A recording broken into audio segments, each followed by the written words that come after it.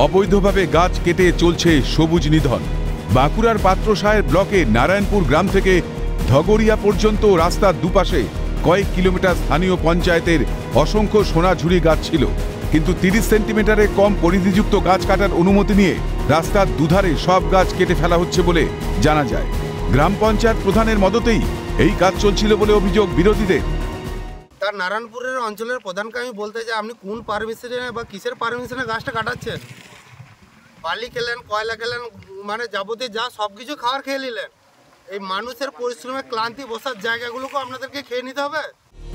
বন দপ্তরের অনুমতি নিয়ে সেই গাছ কাটার টেন্ডার করে তৃণমূল পরিচালিত নারায়ণপুর গ্রাম পঞ্চায়েত, কিন্তু অবৈধভাবে গাছ কেটে পাচারের পরিকল্পনা জানার পর বিক্ষোভ দেখাতে শুরু করে এলাকাবাসীরা। ঘটনাস্থলে গিয়ে একাধিক গাছ বাজেয়াপ্ত করে বন দপ্তর। পারমিশন ডিএফও সাহেব ওনাদের লিগ্যাল পেপার দেখে ডিএফও সাহেব পারমিশন দিয়েছিলেন, কিন্তু সেটা হচ্ছে 37-এর নিচে, 30 সেন্টিমিটারের নিচে।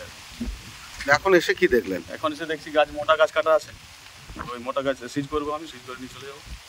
তৃণমূল অবশ্য অভিযোগ মানতে নারাজ। এই ধরনের একটা কুৎসা, একটা অপপ্রচারকে ভোটে কাজে লাগানোর চেষ্টা বিজেপি করছে। আসল কথা, কাজের খতিয়ান যারা দেখাতে পারে না, তারা কাজের খুঁত ধরে এলাকার উন্নয়নকে স্তব্ধ করার একটা ঘৃণ্য প্রচেষ্টা জেলা জুড়ে চালাচ্ছে। প্রত্যেক বছর বাড়ছে গরম, বাড়ছে বিশ্ব উষ্ণায়ন। গাছ না থাকলে, পরিবেশ না বাঁচলে মানব সভ্যতা টিকে থাকবে কিভাবে? এসব নজর দেবে কে? স্বরূপ রায়ের রিপোর্ট, ক্যালকাটা নিউজ।